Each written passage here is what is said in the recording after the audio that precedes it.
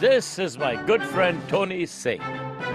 He's an Edinburgh boy and one of Scotland's finest chefs. Service!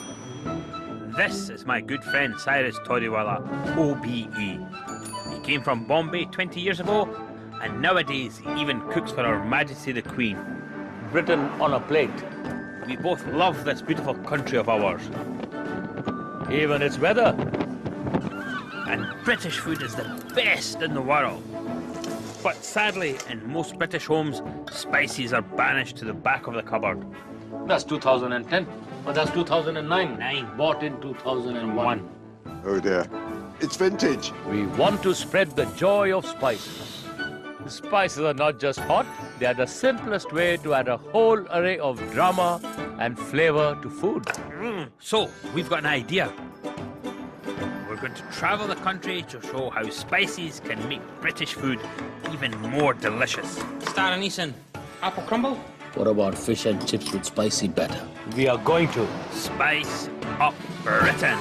I love every lick of it. I like it. Do you like Wales? Look at that, lovely. Land of dragons, Land history. of Dragons. I have a certain affinity to this place actually, I don't know why. We are travelling through South Wales, a land proud of its heritage and produce. We'll be seeing how the most traditional dish can be given an added sparkle with a sprinkling of spices. It's absolutely excellent.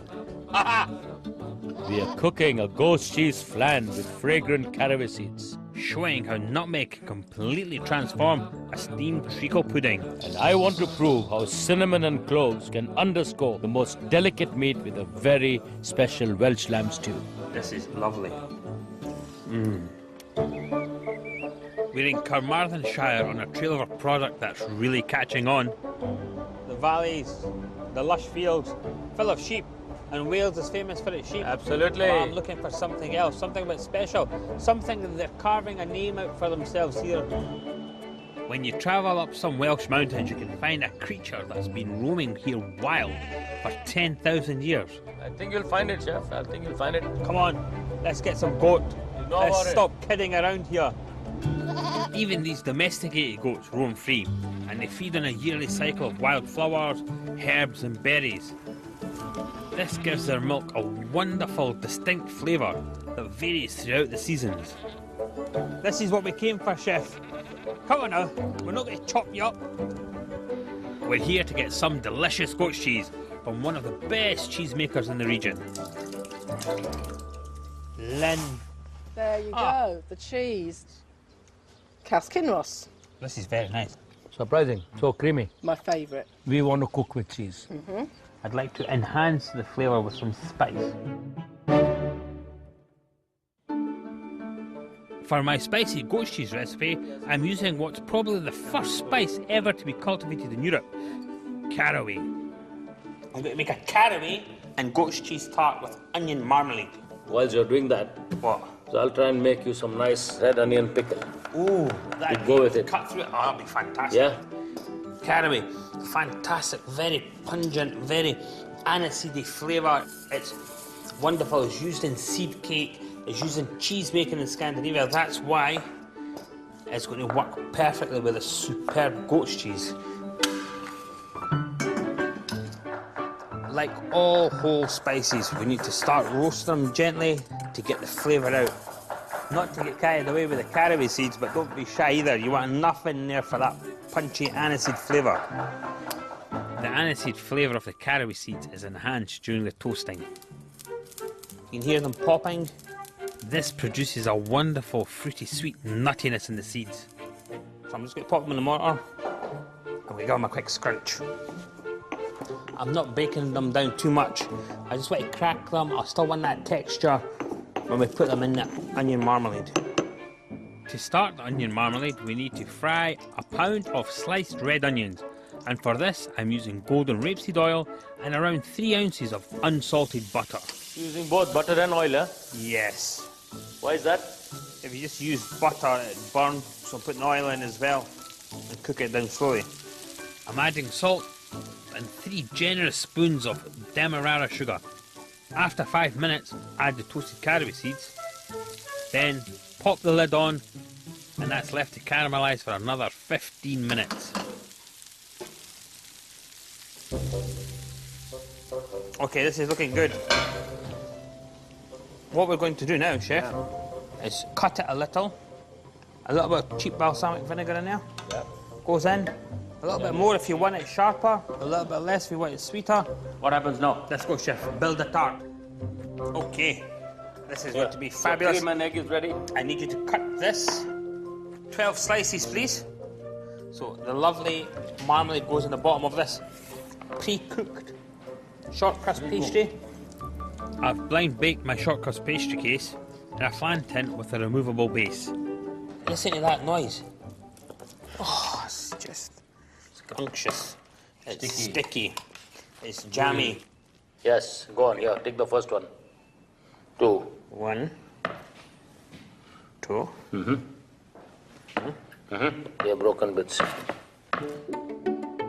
Once the cheese is in, we need to whip up 2 large eggs with 200 ml of lovely rich double cream, and that's going to go on top to bind everything together.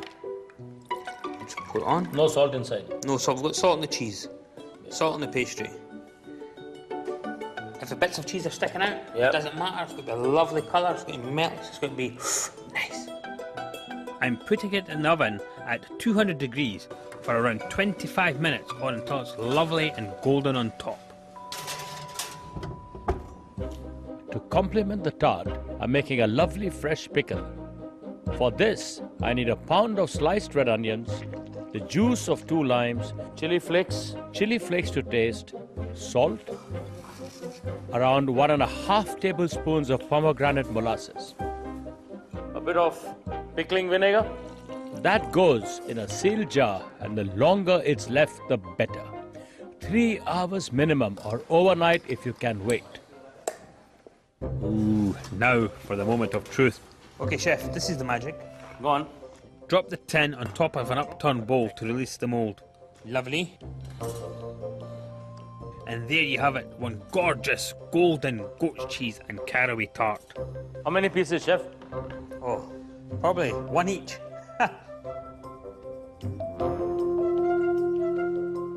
Are you ready, sir? Yes, I am. I thought you might be. Look at that, Chef. Beautiful. Where shall I put it, sir? No, put it down there. I'm just going to put a bit of mint and tarragon on it, just to go with the caraway. There we go. Clever, Chef, you're getting there. Is that goat cheese flavour? Then you got the sweetness underneath. With the caraway seed come through. You've got that lovely anise flavour, but the goat's cheese is not hidden. Guess what, Chef? Goat cheese, caraway, and onion marmalade tart. Something from the past, the caraway brought up to date for this modern classic, Chef. Into the future. Yes.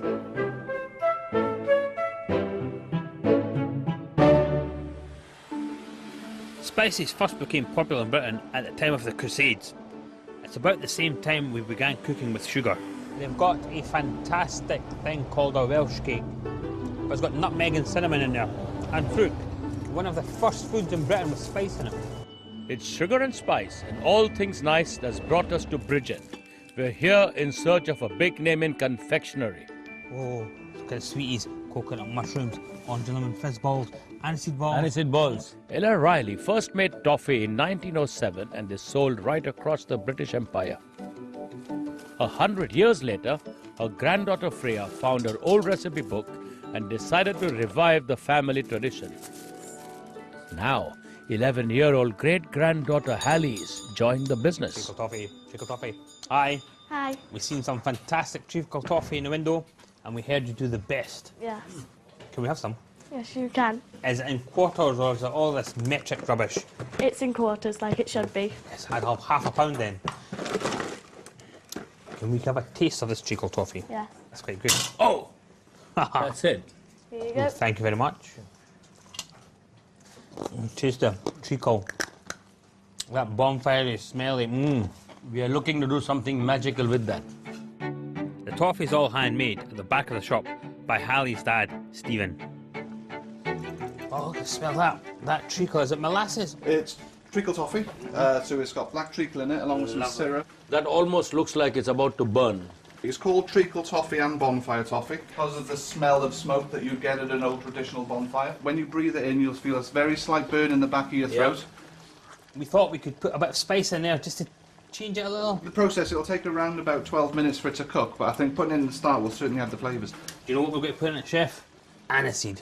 Why are we putting aniseed in? It's a traditional spice used in British confectionery. Aniseed balls, Absolutely. aniseed gums, licorice rolls. So, but with the treacle, you've got that metallic little tang there. I think the aniseed will work perfectly with it. And people forget it's a spice. So, There we go. The alarm goes. Okay. so this is the dangerous part. Yes. Literally pour it onto a sheet of greaseproof paper, and now you can really smell that Yep. smell of bonfire that you've got there. Seeds of anise are not the only spice that work well in toffee. Ground cinnamon and nutmeg are equally as good.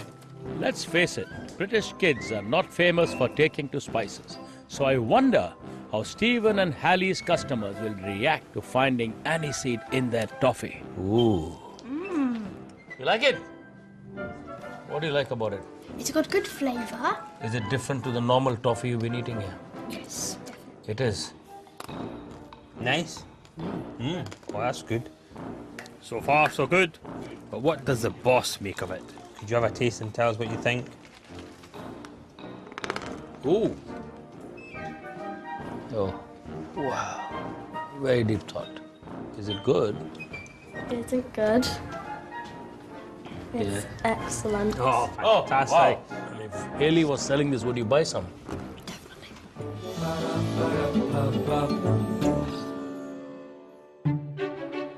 Now for a spicy toffee treat. For those adults who, like me, haven't grown up yet. We're going to make steamed sponge pudding with this treacle toffee Yeah. and give it a bit of bling, some nutmeg. Oh, you want me to do some nutmeg for I you? want you to do some nutmeg for me, okay? Okay, sir. Nutmegs, they can vary from strong and bitter to spicy and sweet. And the sweetest come from the Caribbean island of Grenada. So what I've got here is a whole nutmeg as it would be on a tree. And when that cracks, you know that it's ripe because the inner seed has outgrown the fruit. What we have here is two spices in one fruit. So what I've got here is the mace. But this here is what the nutmeg is. The magic is inside that outer shell.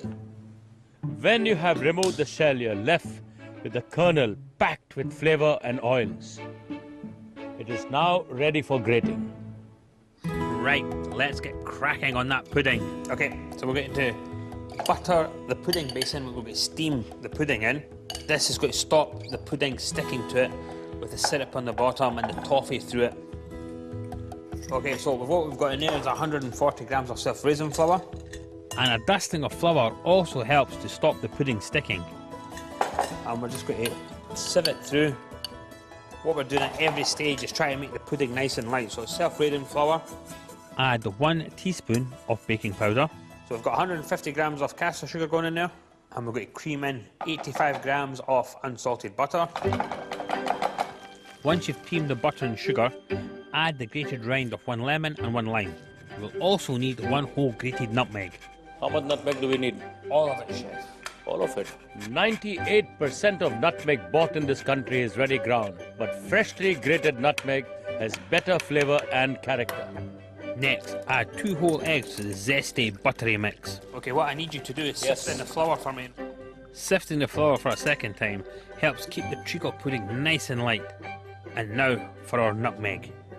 And what we're going to do is we're going to break the toffee into nice pieces. So the toffee is going to melt inside. Some of it will melt, some of it will stay together, and you'll have this unctuous toffee flavour through the pudding. All right. If the mixture's sticking to the spoon, add a drop of milk. Just go for a dribble. Yeah, very good. A little bit more. A spoonful. That'll do. There we go.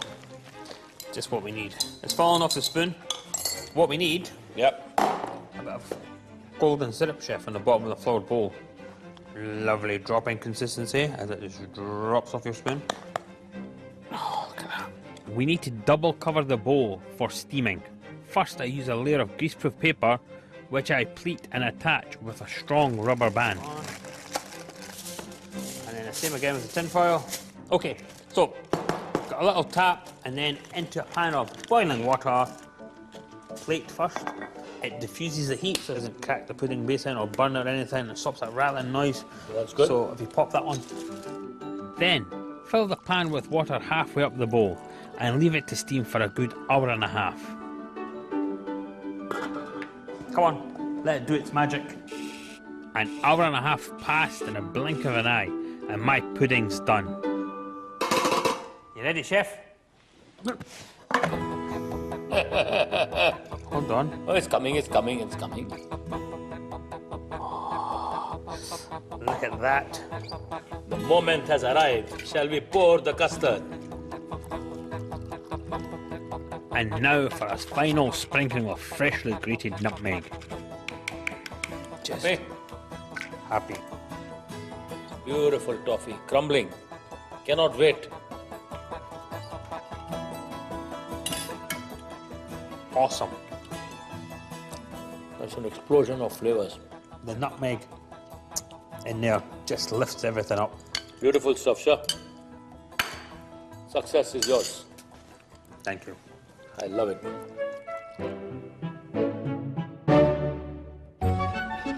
On our journey to bring the magic of spice to some of Wales's finest produce, we are now hunting down the most famous of all. Wow, chef, look at the colour. Yes, sir. It's beautiful. But that's not what we are after. What? What else? We're after all the little white dots you see. Pillowcases.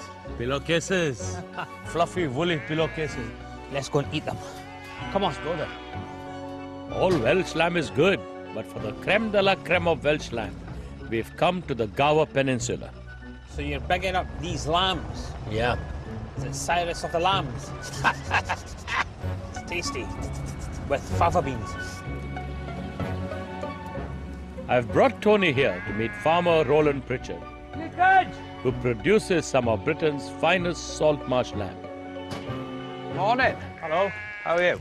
But what makes it so special? Well, this is what makes them special, the marsh. The marsh. In a few hours, that's why we're getting the sheep in. This will Yep. all be underwater. So what will that do? Well, that affects the vegetation. It'll stop the traditional rye grasses growing. So we have the fescues grow, and in with the fescues is herbs. So fescues are grass. What type of herbs? And the sandfire, the sorrel and thrift. The sea lavender comes in later in the season as well, and that'll turn the marsh pink. And they eat that as well? They eat that as well. And that imparts their flavour to the lamb. Goes straight into the flavour, yeah. Okay. When you're cooking it, you'd notice the difference smelling it when you're cooking it. So you just roast it, grill it, boil Salt it? and pepper? No, don't need No any. salt and pepper, nothing. Just salt and peppers for New Zealand lamb. Okay. No, that's very interesting because what we're trying to do is enhance the amazing produce Britain has with a bit of spice. So you think we could have some of your lamb then, sir? Should we go and catch one? I Come on. would like to, definitely. Right, how fast can you run? Not as fast as those. Roland and his son Will are not alone in thinking spices will obscure the flavor of good meat. In fact, the opposite is true. Spices can accentuate the most delicate taste, and to prove it, I'm making a spiced lamb stew. British lamb, best in the world. Doesn't it be salt marsh fed? Look for the red tractor when you're in the Absolutely. supermarket. Absolutely. Quality assured then. Always quality assured. Most importantly, chef, you need to trim as much fat off as is possible. In lamb in particular, something triggers off an enzyme in the meat that just does not like things like turmeric and spices. So what I decided to do, clean it up. The less fat, gristle and sinew when you cook with spice, the better. You get more clarity in flavor. Of the meat and less cloyingness of the fat. Absolutely. You're left with this beautiful, moist, pink meat. If you're happy, let's go to the spice station, sir. We'll leave that here for the time being and carry on with it. I'll bring the pot. We're going to start with our spices. Pepper. Because pepper is the king. King of spices. Spices. Okay, give me some. Look how fragrant it is. If you get a chance, It's fragrant. just open your pepper mill, Have a lovely sniff of pepper. It's very floral. Pepper is what launched this whole big global frenzy on the world wanting to find spices. You know they say the face that launched 1,000 ships shouldn't have been. It should have been pepper. Should have been pepper. For this recipe, to 1 teaspoon of black peppercorns, add 10 whole cloves and 3 pieces of cinnamon. Then I toast them. The pepper adds a bit of heat and the cinnamon brings out the delicate sweetness of the young meat. Just want to show you what happens to the cloves when they are toasted. If you can see now, they are swollen. So look at that clove there in my hand. Yeah? And look at a clove that has been toasted. Wow. The oil inside is heating up. As a result, it has expanded the clove. And with that expansion now, when you put the clove into any liquid, it will absorb the liquid. And expel the oil come out. Aha! Very Got it. good. Because a lot of people take the clove and chuck it straight in. You're wasting dynamite, flavor, essence, aroma, everything, and money. The dried flower bud, that is the clove, draws out the flavor of the flowers and herbs that fed this gorgeous salt marsh lamb. I'm adding a pinch of salt and enough water just to cover the meat. On goes a tight-fitting lid, then simmer for half an hour. You okay, sir? Just finishing the potatoes. Some people throw their potatoes in at the start, but it's better to cook them separately, as you never know how long a lamb will take to cook, and we don't want the tatties to get mushy. Now for the onions. I always try and use red ones as they are more compact and contain less water. Onions add flavor, and I'm using their oily juices to make a roux to thicken my stew. And how much flour would you add to that? 2 tablespoons. We got coconut milk going in. 3. Okay, chef. Gently cook for 3 or 4 minutes until the flour is well absorbed. Take a sniff, chef. Take a sniffle. See, how do you smell there? That's nutty cooked, yes. Cooked beautifully. There's none of that ammonia coming through. The meat's now been cooking for an hour. It needs to be nice and tender. The flavour, lovely. Thank you, sir. Once the onions are in, lovely, lovely, lovely, lovely. Stir well and continue to simmer for another 10 to 15 minutes. Now for the final twist, coconut milk. So we got all these lovely spices in there. Beautiful aromas. I love to use coconut milk with delicate meat as it just soothes and softens the flavor of the spices. And then the potatoes in. And then the tatties in. Just 1 minute now for us till the milk comes to boil. Yep. You don't want to cook coconut milk too much because it will split. Right. Ready for some taste? Oh yes, please. Of this amazing, amazing lamb. Let me do one thing, sir. You take the fork. Go for it, sir. What do you reckon? Chef, the lamb. You can taste the sea lavender. But the pepper and the clove coming through. This is lovely. What we have here is a classic British lamb stew. Perfectly orchestrated with your spices. It's a winner.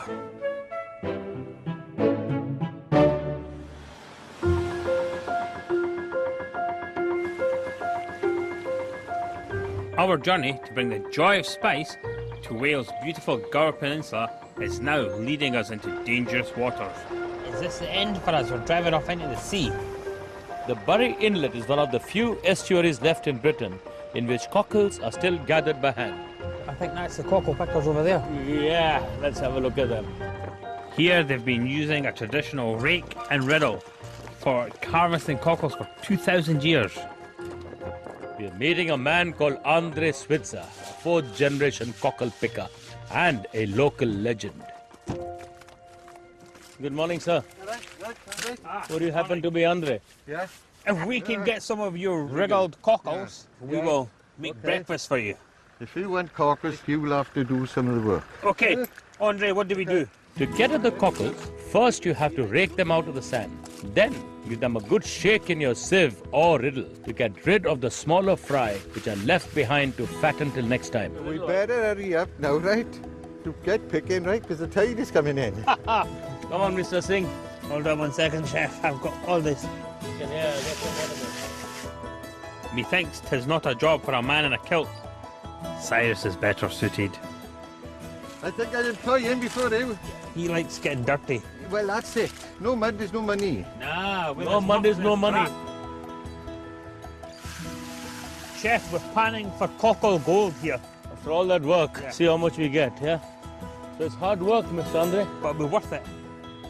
It's a tasty thing. It's standing the test of time. How would you eat it? With a little bit of white pepper and vinegar. So if we'd done something just a little bit different with some spices, would you give it a try? Yes, I would. You would? See you there, okay? No problem. You're our new hero, sir. Here in the Gower, cockles are traditionally eaten for breakfast, and Andre's a man who likes tradition, so I don't know if he'll like his breakfast spiced.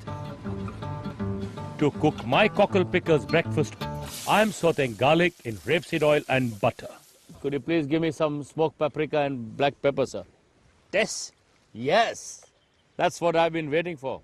Smoked paprika is the perfect spice to accompany any shellfish, and you can be generous with it because it's not overpowering and gives a wonderful color. More pepper, he likes pepper. Let's give it a good shake. Shake, shake, senora. Yeah. Shake your body line. Here they use vinegar to spike the sweetness of the cockles, but we're using lime juice, which also peps up the paprika. What do you reckon? Some good wine? As long as it's British. It is British, chef, because it's beautiful reserve here. Oh, lovely. What a sound. And in go the cockles to simmer until they open. Lovely. A couple of minutes later and they're done. And we need to strain off the juices to make a reduction. Oh, can you smell that? To finish, I'm adding a handful of fresh chopped coriander. Okay, do you want me to pick some of the cockles? If you don't mind, sir. You can eat the cockles straight from the shell, but if you take them out, you can get a bigger mouthful later. Look how fat and plump they are. Look at this one. Cockle pickles. Warm the cockle of your heart. Now it's cockle time. Ready for breakfast? There's our national costumes, right? I didn't know you wore kilts as well. Yes, Christ, I'm a cockle baron, man. Cockle baron. Yes. The legendary cockle barrel. Well, look, please sit on your throne. Come on. Put that on the chair, chef. We've got spices in here. We're going to let you taste it. Tell us what you think. You tell us if it warms the cockles of your heart, sir. After all that hard work. I like the traditional way, and that's what I like, and it's been brought up with. And I'm not a spicy person. Okay. So you're on a loser to start with. But I got to tell you this. It's absolutely excellent. I've been converted. Thank you, sir. Approved by the Baron himself.